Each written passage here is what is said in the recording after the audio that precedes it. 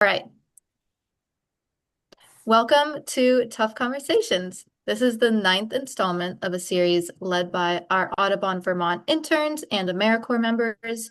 Tonight's topic is traditional ecological knowledge in the classroom, and we are joined by many local panelists who will introduce themselves in a second. But to start us off, I'm going to ask a very important introductory question, which is, if you could travel anywhere in the world, money not included, cost not included. You have free choice. Where would you like to go?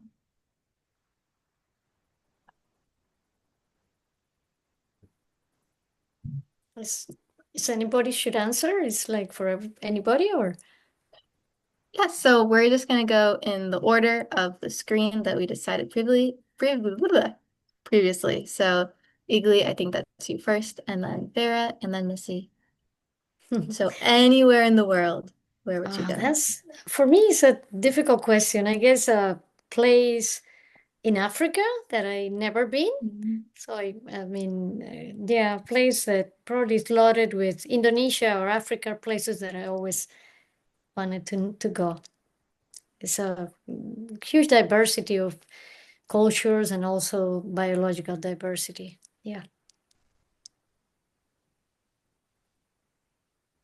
Do we have to just pick one place? I feel like I haven't traveled as much as I would have liked to. Um, so if work and money were not factors in that, I would love to travel to Africa, to the Galapagos Islands. Mm. Um, I want to go to Alaska, so close yet so far away.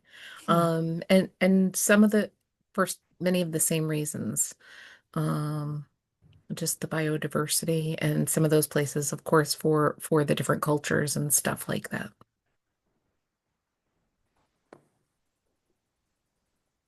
Such a good question. It's one that I ask people a lot because I love to travel. I think my big bucket list is the Himalayas, northern India, Nepal.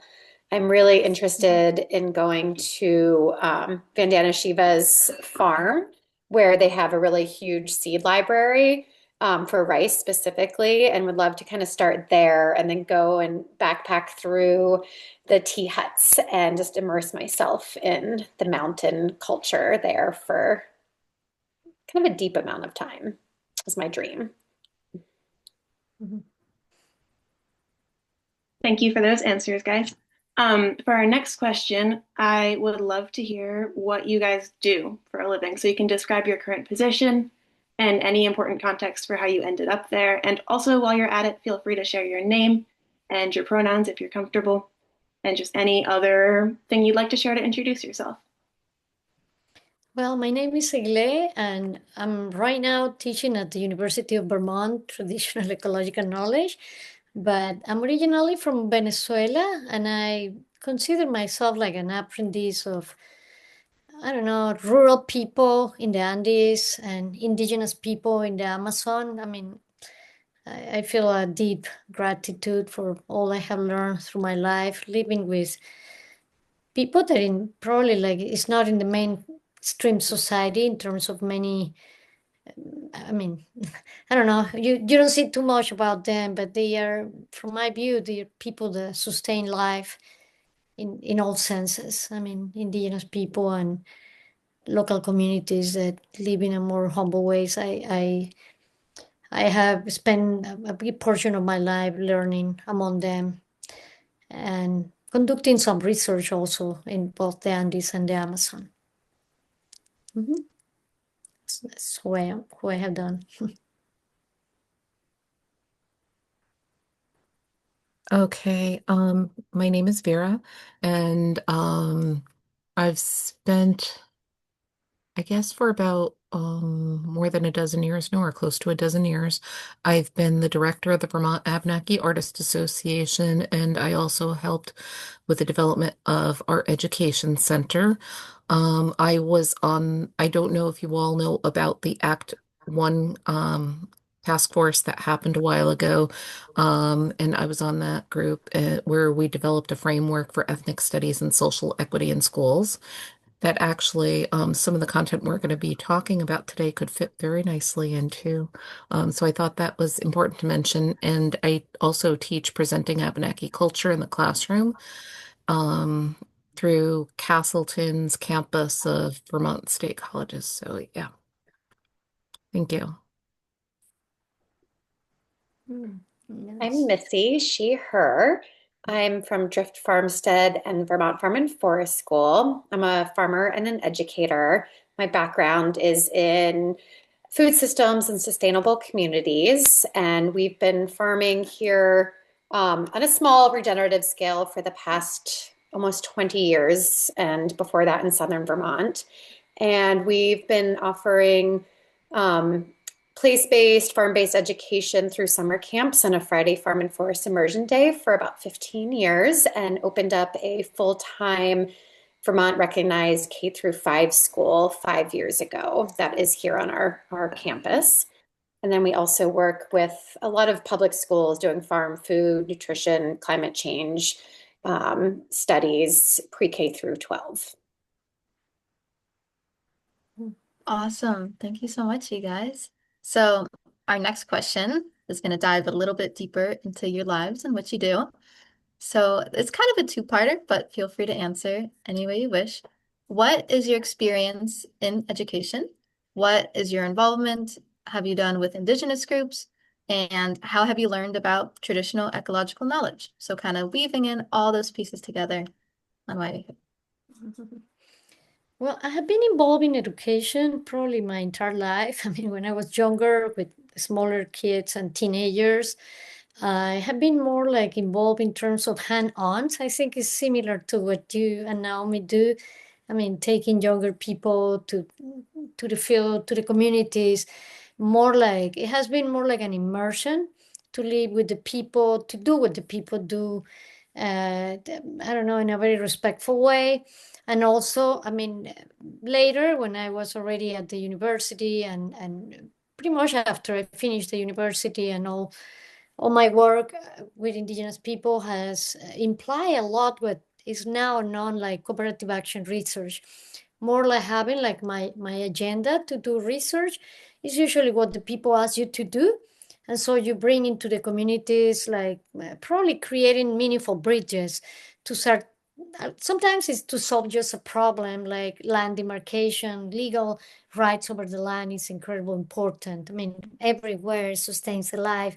So we've been involved like in traditional ecological knowledge to the sake of keeping within the community. I mean, sort of one time we created like what we ended up calling like memory banks, but the collectors of the data, let's call it that way, were like the grandkids or the kids that could use the information.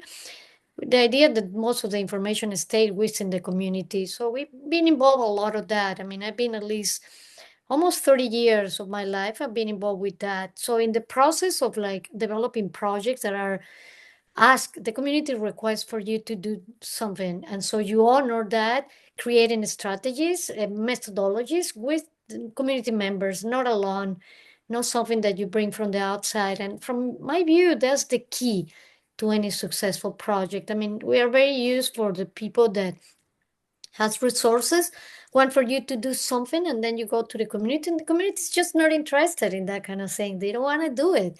But if you do it the opposite, bottom up, that's usually very meaningful. So that has been my involvement because I mean, then in Venezuela, I was a professor at the university, a teacher for a number of years, but many students were actually indigenous people too.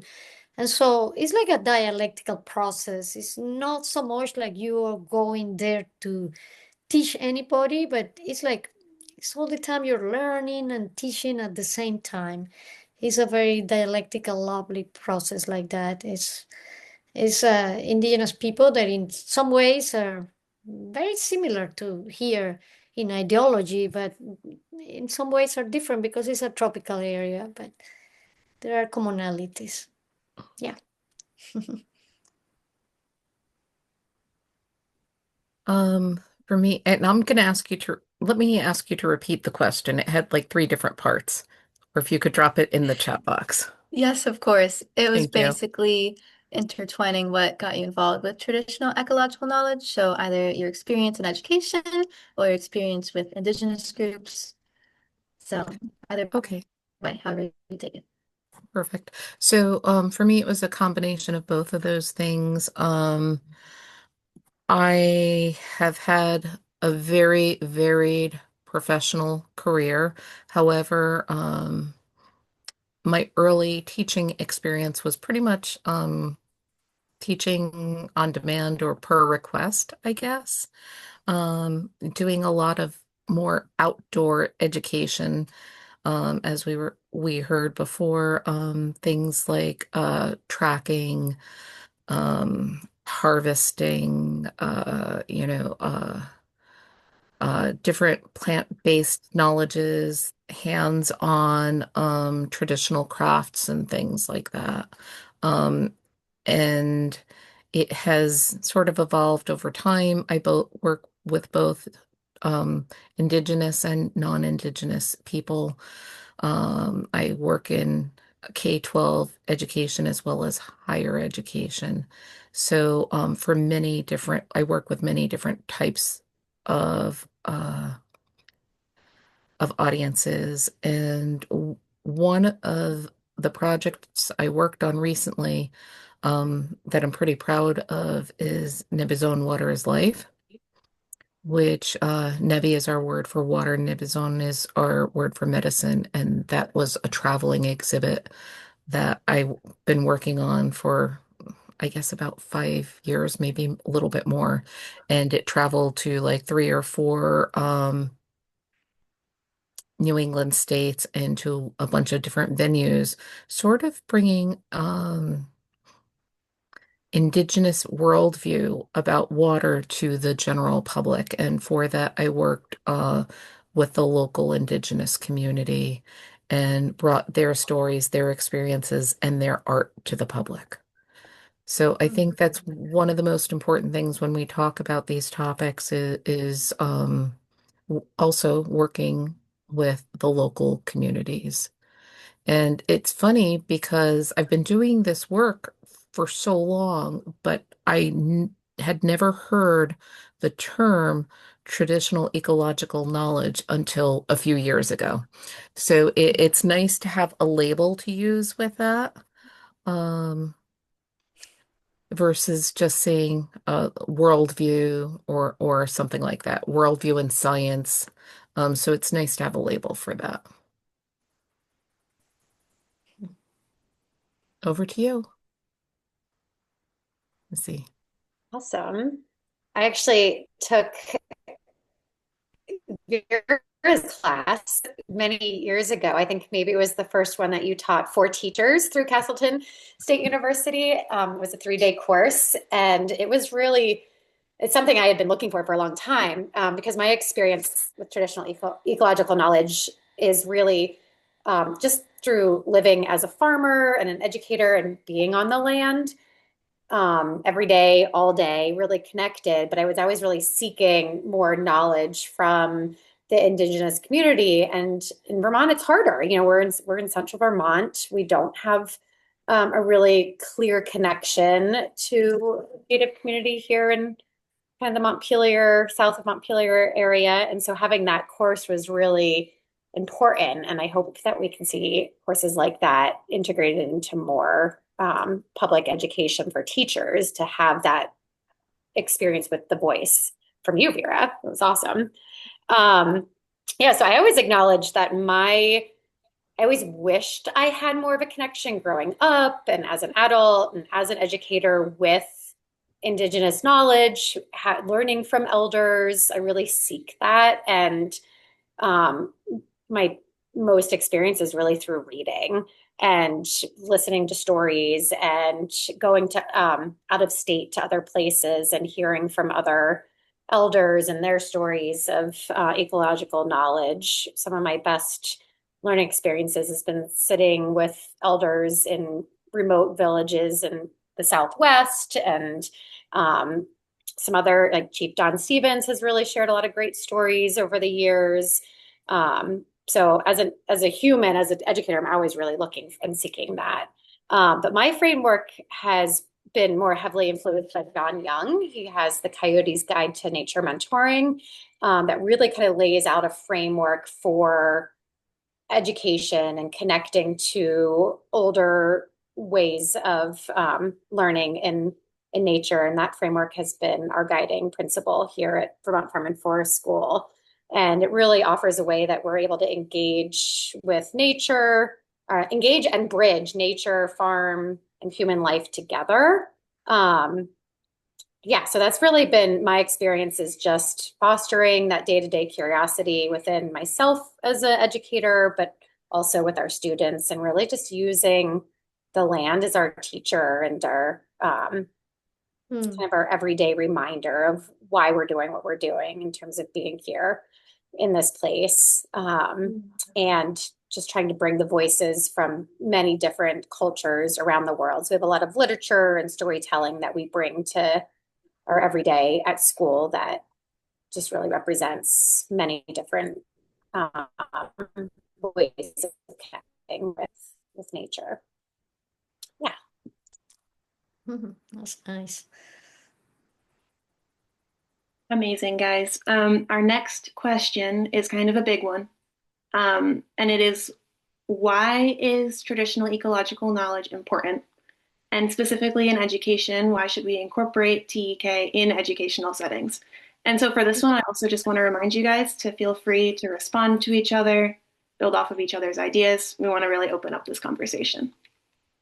Okay, well, I will start saying that I found like quite interesting what Vera said about she never hear about traditional ecological knowledge, and because it's similar to what happens to me. I mean, basically, you see how at different levels in the series, more than actual practice, it seems to me that we are the three of us are more engaged in doing the things hands on. Let's live it. Let's do that. That knowledge is not just outside, but in our bodies, in our souls, in our senses, in our minds, everywhere in us. And so the way we transmit it, not so much with just words or theories or methods, but also with our lives. Is start being with a form of life, a life form or a style. And I know that in the different papers and books and different media, it has been talk about traditional ecological knowledge in different ways. It has been like indigenous knowledge or local knowledge, folk knowledge, or also like people knowledge, citizen science is one that we hear many times, native wisdom. I mean, there are like different ways of calling traditional ecological knowledge. But I mean, uh, I think one of the most prominent facts that you might claim that why is so important traditional ecological knowledge, there are like many ways of underline how important it is. One of the things from my view has to do with plain historical facts. I mean, if you think that local communities and indigenous people had been like the more violated in all senses, in all their rights. And still, I'm very used to call now where we call America Abya Yala, which is the name that they themselves claim that is this continent. So including the north, the central, and the south of what we call America, they call it Abya Yala.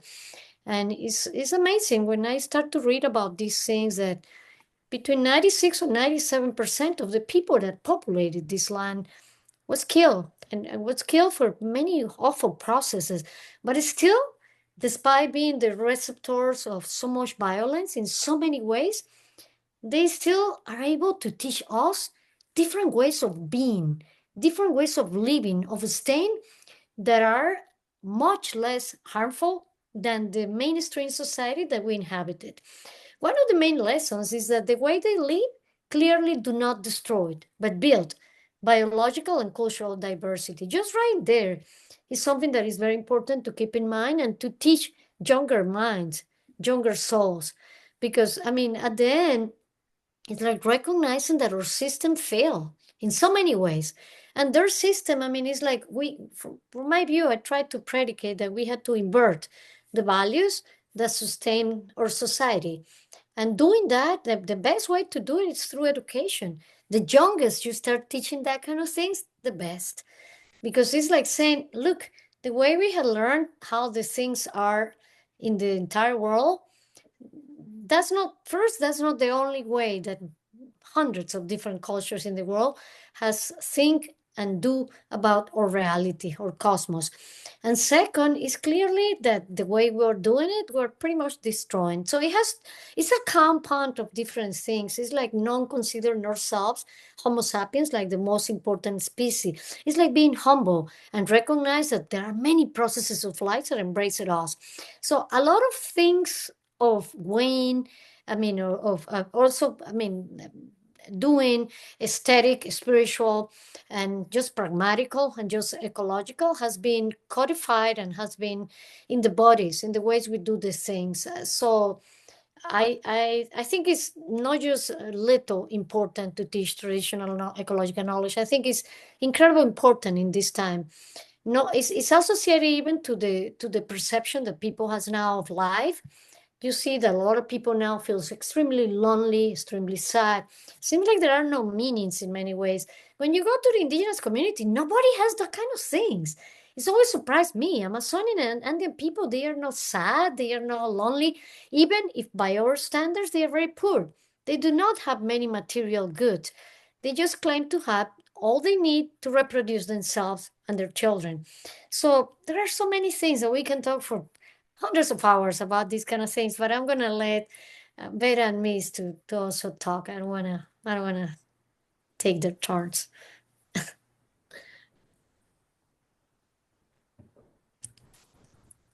Sorry.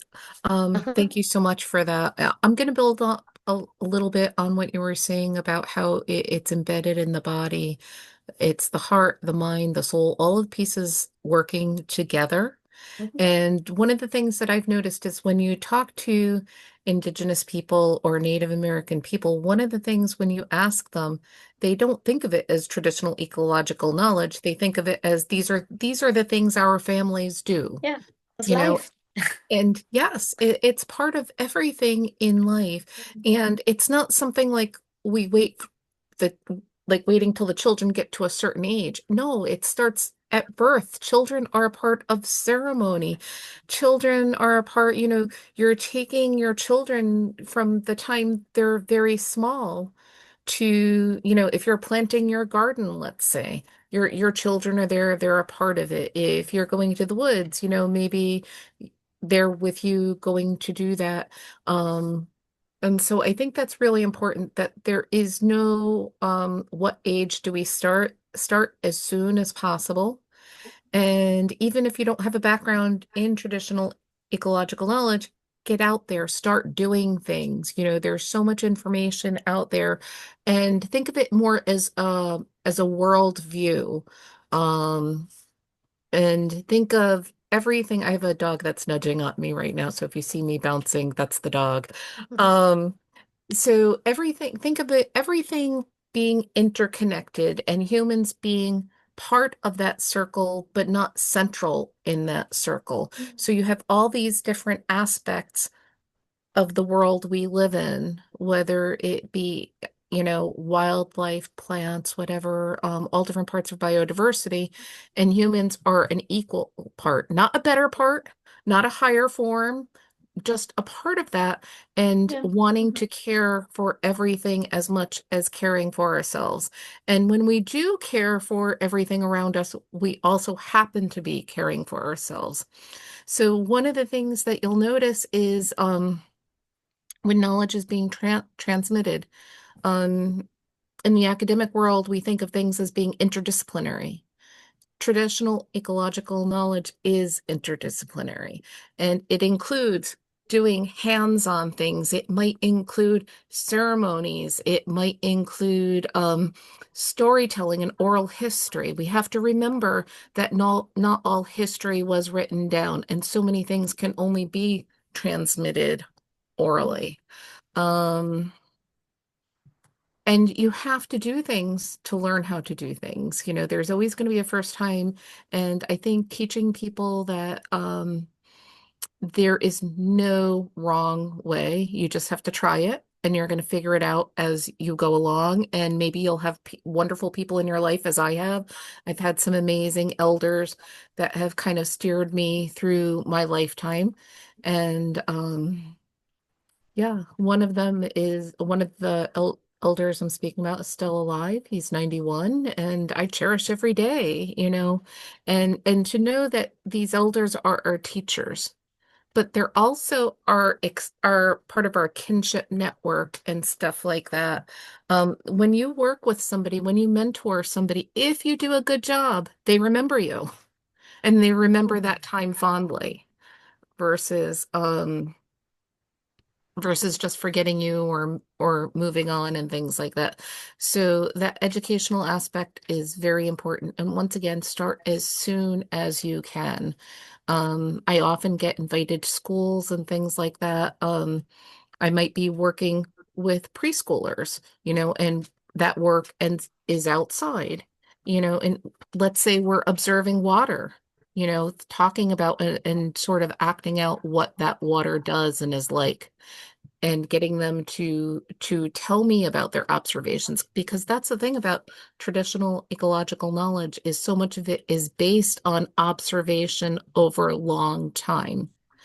And so I might have students in fourth or fifth grade tell me, oh, but the scientific method, because they have a science fair coming up, and they're like, oh, but scientific method, it's so superior. And then we talk about the scientific method and break it down.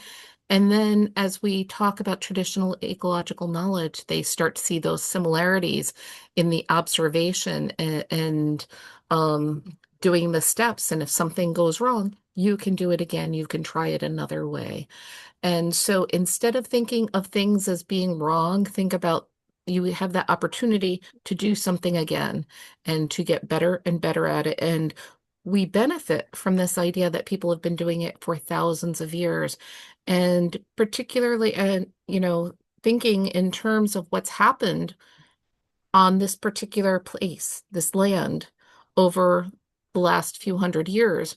If you go back to the time when the pilgrims were landing, there was a great dying that happened in this region where about 90% of the population was lost. Think about if 90% of your population is lost. How Yeah. many teachers do you lose? How many knowledge keepers do you lose? And people had to build so much of that knowledge up all over again. So you had to have you had people from different communities coming together and putting those puzzle pieces back together. And some of that is still happening to this day. And it's not just in this part of the country or this part of North America, this or even in this part of the world. This is something that's happening for indigenous people around the world. That there's a recovery that is happening where people are having to put these knowledge systems back together again, or at least the parts that have been lost. Some people call it re-remembering. And I really think that term is a beautiful way of talking about that. But there's so much more I could be saying. I don't want to talk for this whole time, so I'm going to pass it over to you, Missy. Awesome. Well, I really appreciate what both of you said and really think about that, the mind, body, spirit component and how it's not just teaching a concept, it's really living it. And how, the big question I ask myself often that you posed at the question is how do we integrate that into educational settings? Our family systems have changed so much over the generations. We don't have the big community necessarily supporting us the way we used to. We don't have the elders living close or even in the same state or even alive, sharing these, ancestral knowledge, stories, and experiences. And so the education system is one of the most important places where kids of all ages are really learning so much. And I personally have not seen a lot of ecological knowledge integrated into our public systems in Vermont. I think it's really depends on who the educator is. It's not really ingrained into our core academics that are being taught. And if we I mean, I would love to see training the trainers, integrating us adults who are educators to really connect to our ecosystem in all of these ways. And um, if we can find ways to integrate it into our schools, I think we'll start to see a lot of system community growth that we really need to see to develop a well-balanced, reciprocal human nature relationship. I think it's going to take a lot of work. And the way I love to see it integrated, starting at a young age, is through Mm, play and having more time, just time outdoors and time to experience mm, the elements, time to be uncomfortable, time to be super mhm, comfortable, mm, playing games that brings them close to a moss-covered log and getting close to stinky smells and rushing water and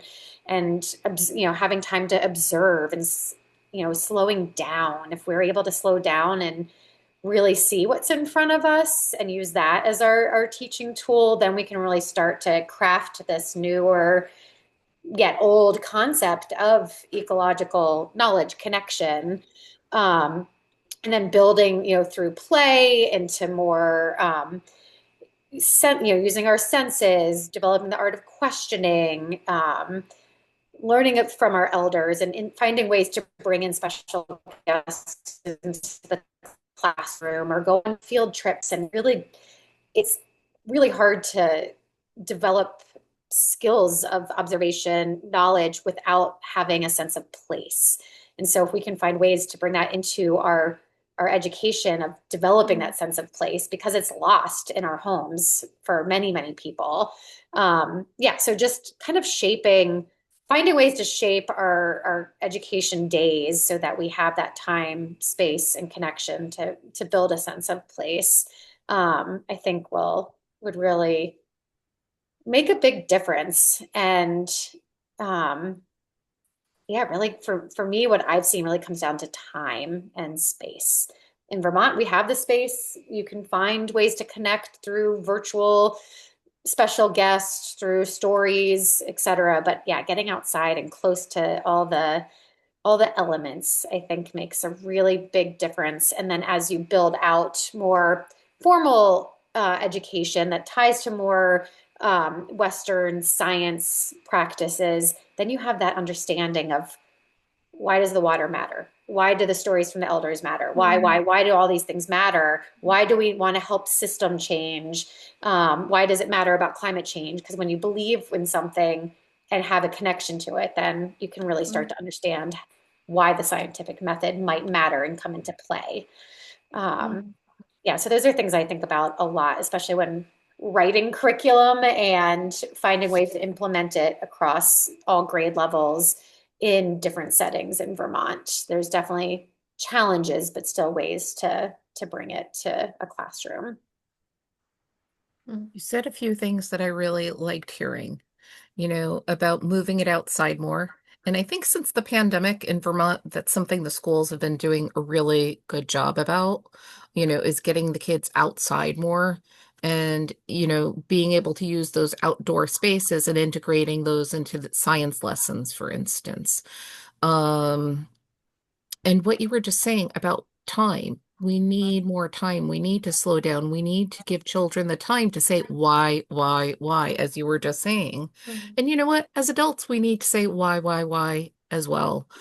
mm, Because there are so many beautiful things that can be uncovered, when you do take that time to breathe and go into things a little bit further. I think my favorite teachers as I was growing up always took those moments which a question only comes up every so often, and you have to kind of answer it when it comes up because 3 weeks later, the kids have just totally moved on. So thank you for bringing that That's up, Missy. that's Yeah, exactly what is so important to embody the knowledge, more like just remember it with the mind. That's one of the things that I think is absolutely important in what we have come to call traditional ecological knowledge is this holistic character. What you were saying, I mean, the why is like we ask that kind of things now because we teach the children since they're very young. They teach us the same, that nature is outside. That is something that you have to go and walk. And I'm trying to always emphasize that for many local and indigenous people, nature, it doesn't have a reality. It's inside of you, it's surrounded you, it's embracing you, it's there. You are part of that. And I think if we truly teach that kind of notion, a lot of things fall down by the same way. It's because it's usually I mean, it's so funny from indigenous languages. I mean, at least for the ones I know in the Amazon, there is no way to translate. I'm going to nature. What that's supposed to mean if you are part of that dynamic. So that notion of like very integral, very part of you, very I don't know, very comprehensive and sustaining the life of everything that surrounds us, I think is central to teach the children. No, like what nature is da da da da da, and it's outside of you. I think that's something we really need to change in education. And One of vice. my one Oh, of go my ahead. favorite practices to bring to all ages is sit spots and talking about time and slowing down, having anywhere from 5 to 30 minutes in the same spot week Mm. after week and really giving observations like, okay, today we're going to focus on the trees, or all year we're going to focus on the sun. And you can do this in the classroom looking out a window. Like Mm. how is the sun in the sky changed over time of where it's Mhm. located, and what, is the moon out today during the day, or have we not seen it yet today? Why? And just really, yeah, slowing down and making those connections to a very specific place can be done Mm. with all ages and anywhere, inside or outside, if you have a window. And is a really great way to just start integrating some, traditional ecological knowledge of that slow down, look, Yeah. feel, smell. Mm. Yeah. It's a different notion of time, one that doesn't aim to be productive, but to be healthy, to be happy. It's part of what we Yes. have to de-learn. I love the sit spots. And when you do sit spots with young people and you ask them to observe something, they just do what you ask without, they figure there's an intention. But when you do that in adult education, you get a lot of pushback. Like people don't necessarily understand what they can learn from a tree or from watching a bird or things like that. But I wanted to uplift the why one more time in using vocabulary of teachers. Why is critical thinking. And so I just want to put an exclamation point next to the why. And because that's such an important thing. In everything we do at, even long after we leave school and we're in our regular lives, that critical thinking is what carries us through our lives.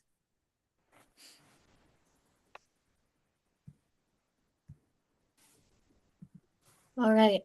For our next question, which you guys touched on in multiple ways already, so it's excellent that we lead into this. But what are some big differences between this and that Western science that is more traditionally taught in a classroom or in other educational settings? And yeah, just what are some of those big differences and what do you notice in those different spaces? I think in terms of like the production of knowledge, there are several different, but I agree totally with Vera. I mean, there is also a period of observation, trial, and changing these things. The construction of knowledge, but by indigenous people in a logical, rational way. What I have seen is very similar. It's not a huge difference. I think there are like what I will say more than is like the incorporation of many things that we had simple shot down from academia or from or more mainstream society. For instance, among indigenous people, you will see a focus of learning through not just thinking, but also feeling as a very important thing. Dreaming can be experience passed along, not through text, but oral, and also example. So the knowledge again is embodied. But in terms of, you might say, for instance, in deep philosophical sense, there are no huge differences. Another difference that I think is important is like it's very local based. You cannot extrapolate the things. You can extrapolate values. You can say you're gonna find like usually there is like a notion of solidarity, reciprocity, interchange, fairness, inclusion is very centered not in the individual but in the group. It's very social. It's very gregarious. And it's also humble in many ways. It doesn't think that I have the whole truth, as science usually do. I mean, wherever it's not scientific, we usually say, maybe I don't believe it that much, or we just, usually traditional ecological knowledge or indigenous cultures and local communities are more willing to permeate the knowledge, to embrace other ways of doing and to create their own synthesis. Not like saying, we have the whole truth and not all the truth. Usually no. So in that sense, it's very situated too. Another thing that I have observed over the years is that it's very dynamic. That's exactly what I always have the problem with traditional, because capture the idea that it's something old that you pass. No, it's actually the opposite. It's very dynamic. It might be changing permanently, and it might be use something that maybe hasn't been used for a lot of years, but now I use it because it might be relevant for this condition. So in that sense, it's based, uh, is I don't know, it's located in particular ways. Another thing is that it's very comprehensive, it's very integral. Usually we have like this Lacanian world view in the science that you have like, even in our bodies, you have ophthalmologists, you have traumatologists, so everything is very divided. And in this case, it's more comprehensive, more holistic, more integral, more dynamic. But also, I mean, at least from my view, from the South and Central American indigenous community that I know, it's a lot based in love, in constructions of waves and waves and waves of loves. That we, of course, in scientific knowledge is very Cartesian, very objective, very quantitative. Indigenous people can quantify a lot, but it's not that they cannot do it. They select not to do a lot of those things, but they can be very, very systematic in data collection and observation. But they also incorporate many other things that we usually, a priori, in science, in academia, we just take out, say, no, this doesn't belong in here. I don't know. I don't want to talk that much. I pass the word to Vera and Miss. Thank you so much. And I agree with so much of what you were saying. Just to lift up a couple of small ideas in there, the humbleness, the selective choosing, you know, there is qualitative data, there is quantitative data. Not using those words though, but things that that's the vernacular that we are accustomed to using.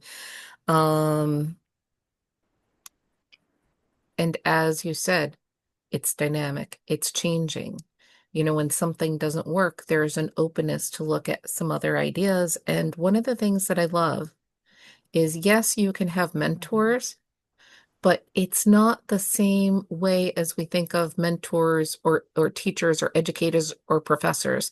It's very different. We are all teachers and we are all students.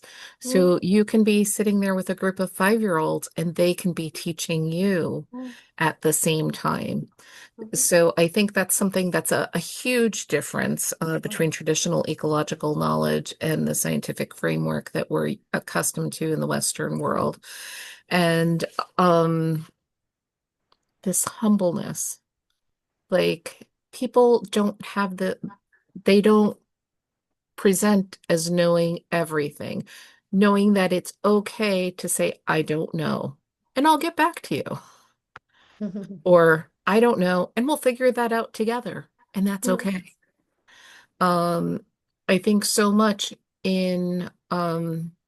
especially in schools, teachers have a lot of pressure on them to be the content expert. When teachers sign up to take my course, I have a survey that I ask them to take, trying to find out what their knowledge is coming in and why they are taking the course. And very often the answer is to become my school's content expert, to which I say, there are no experts.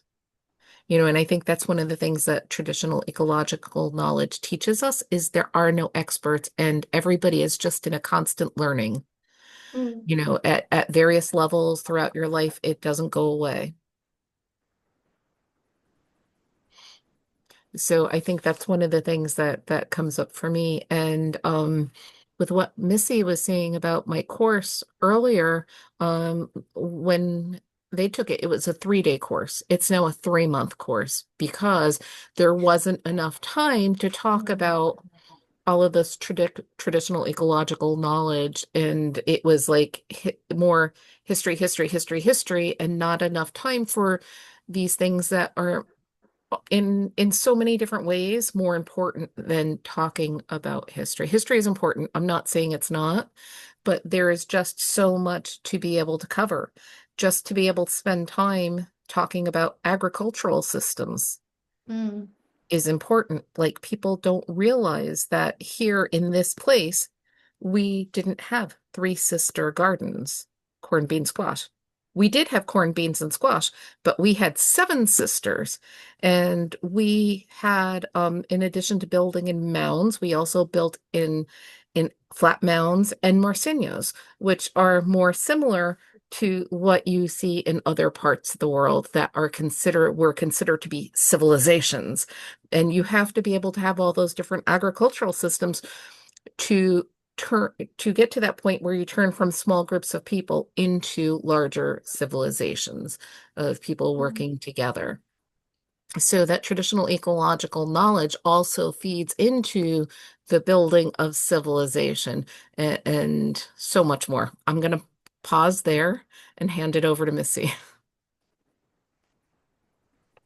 So, Vera, would you share a link to your teacher courses? That'd be amazing. Um, I'm just thinking of an example that just stands out in my mind for many years of the difference between Western, science and traditional ecological knowledge. I was out on a jaunt through the woods with a group of 12 kiddos around the age of 7, 8, 9, 10 year olds. And we were, I don't know if we were, I can't remember if we were intentionally tracking animals or if we were just came across a track. We came across this big track, and one of the students looked at it and goes, "That's a moose print." And I said, "Really? How do you know?" "Well, because it is. I know what a moose print is." And so that's just an example of, well, science told me it's a moose print. There was no observation. There was no looking at anything else. Turns out it wasn't a moose print. It was a snowshoe hare. Um, but what the goal is to like slow down through, traditional eco knowledge. Look, check out the surroundings. How do you know if it's a moose or a snowshoe hare? What kind of habitat do they live in? What do they eat? Do they even live here this time of the year? Which direction is the print? And really just learning that art of the storytelling of the land and not just relying on, well, the science book told me it's a moose print, and not knowing how to read the landscape to really understand that it is or isn't a moose print.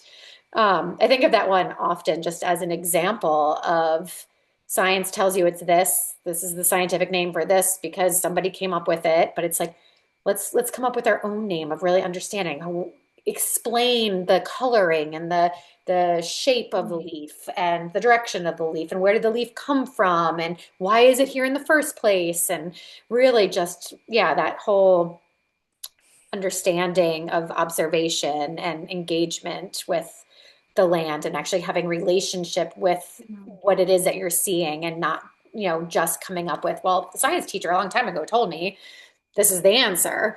And I also often think of Robin Wall Kimmerer as an educator and how she was kind of a scientist first and really was frustrated with science and really came to understanding, like, wait, there's a way to really integrate traditional ecological knowledge and Western science. And we can really be a better scientist by having this cultural background of science and connection to science in a different way. And I just really love seeing how she has changed, I think, over her career of teaching science by incorporating both and really slowing her students down to understand that.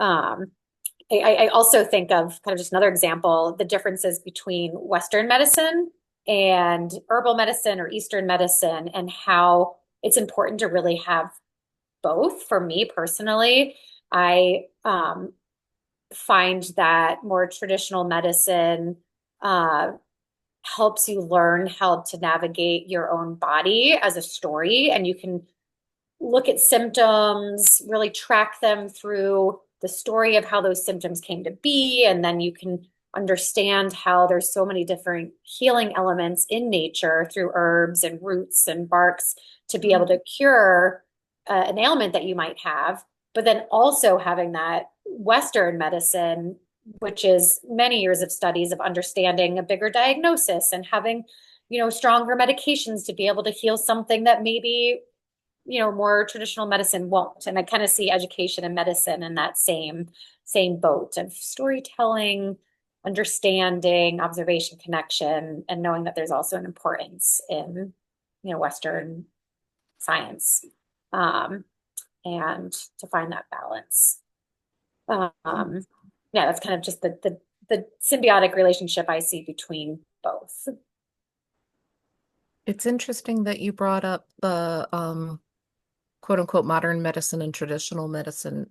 So many of the medicines that we know and use today that are modern medicines come out of traditional medicines. So if you think about aspirin, for instance, willow trees, you can chew on the bark and you get the same effect. But an aspirin is a more intense effect because, it's been processed. If you think about the arthritis rubs people put on their skin to help with their arthritis pain, capsaicin from peppers, indigenous people were already using that. There are surgeries like cataract surgeries that indigenous people were already doing. They were setting bones, you know, there were cures for so many of the things that they dealt with. They knew how to do stitches and things like that. Um, and hygiene. Okay. I think this is a great example of traditional ecological knowledge. When European people came here, they really didn't have a sense of good hygiene, which indigenous people did have, and that's why there was less disease here. Indigenous people bathed regularly versus European people that hardly ever bathed. People didn't know about washing their hands and things like that. So those are some very practical and hands-on examples.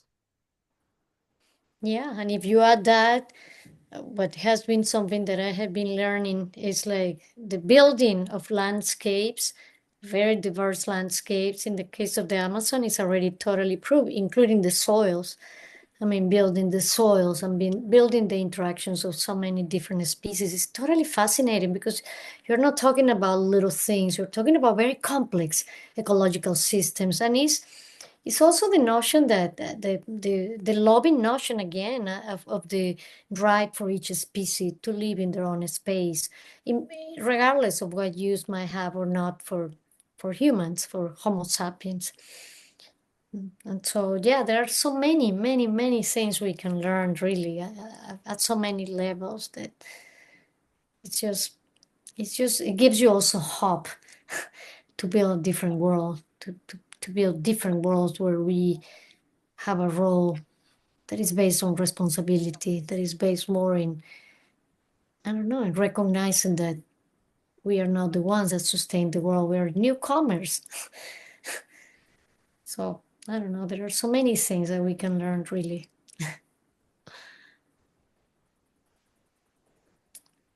Yeah, I remember. I just would like to finish to finish my part of this saying that when I was probably like a teenager, 13, 14, 15, and I start to learn the scientific names of plants and start to see how objects they became, you will find me crying and crying many times because it's like how this can be. How can you remove the huge vitality that a plant or an animal or whatever, a dynamic the water might have, put in a name. So I already know because it is whatever, Cecropia speciosa. Oh, I already know what it is. And it is not. It's just a layer of a name that you put and then you find it.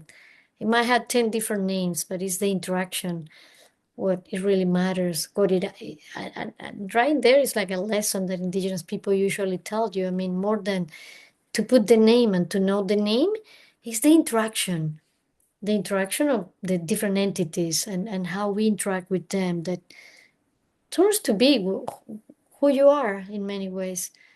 And so I have a problem teaching that in ecology because it's not well accepted. That I don't know, the birds can be people just like us, or arthropods can be exactly like us, just have different ways of communication. Science doesn't exactly embrace those ideas without fighting, without having a fit. I don't know. But to me, when I start learning that, it really caused me pain. Because I was like in the middle of like how the indigenous and local people see it. And you could see so much love, so much compassion in that way. And then you go to the university and they tell you it's this and this and this. And you will find me a lot of times crying when I was taking those classes because it was hard to me to accept that. And that's the official way. That's the way that they wanted for us all to believe and to set. And that generates all sorts of different configurations of life. It's not just a name. So I don't know. I just wanted to say that in parentheses for because what Missy said brought to me those memories. A number of years ago, we did a panel discussion with some indigenous community members and scientists. And I thought it was interesting because they were talking about restorative ecology a little bit, and the idea of taking down dams came up. And we were specifically talking about the Connecticut River, and one of the people talked about this dam they took down and how as soon as the dam was taken down, the fish were already there trying to start swimming up the river that had been blocked for, 100 years. And I asked, how long did it take? And within an hour, they were already starting to swim through that space. Wow. So it based on the things I've been taught, and what science is starting to catch up on is that the fish already have this generational knowledge. They know they're supposed to be swimming up that river. Like, no, are they being told that? I'm not sure, but from what I've heard, they think that they already know they're supposed to do that.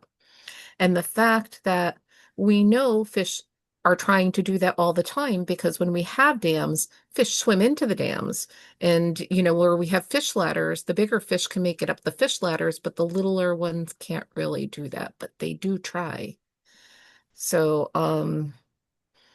when you were talking about, as you were learning about the plants and the names and stuff and crying, I think that's one of the things that comes up for me is that there are so many examples with different species of how we're taught to see them in Western culture and science versus how they are seen by Native people.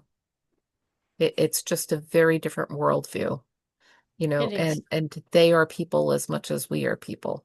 Sometimes you'll hear like the four-legged people, the winged people, Mm.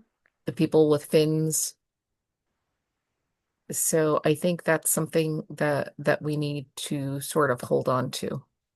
And if we can keep them safe, it also keeps us safe.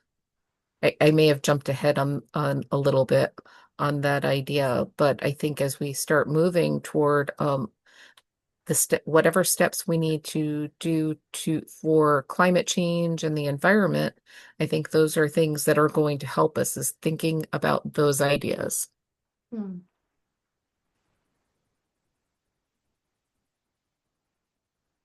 Yeah. So since it is 6:35, If any attendees would like to ask any questions, I'd like to invite them to put them in the chat. At the same time, panelists, if you guys have any closing remarks you'd like to say, we didn't get to all the questions. So if there's anything from a future question that you wanted to make sure you got the chance to say, you could add it in now. And otherwise, thank you for an amazing conversation. Thank you.